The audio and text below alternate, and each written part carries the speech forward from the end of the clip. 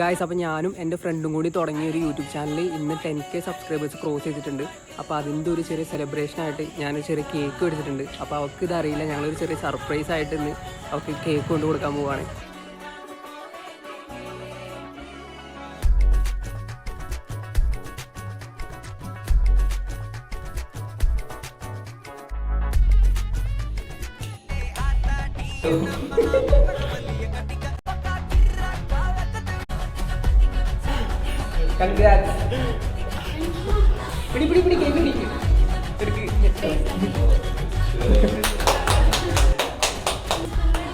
പരിപാടി എന്താ